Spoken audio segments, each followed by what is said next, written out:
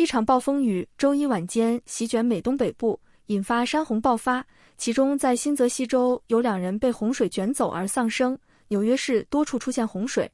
新泽西州部分地区周一晚间迎来超过6英寸的降雨，导致车辆滞留在道路上。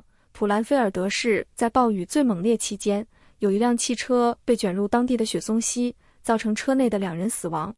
州长墨菲当晚宣布全州进入紧急状态，建议民众留在室内，并避免不必要的外出。当地部分地区的道路在周二仍然封闭，纽瓦克自由国际机场也有超过170航班被取消。至于在临近的纽约市，中央公园录得1小时内超过2英吨的降雨量，创下有史以来的第2高。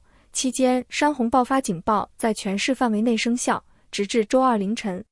据大都会运输署 MTA 称，洪水导致部分地铁路线服务一度停驶，并出现严重延误。有目击者拍摄的影片显示，大量洪水涌入了曼哈顿28街地铁站的入口和月台以及车厢内。地铁服务最终在周二凌晨时分恢复正常。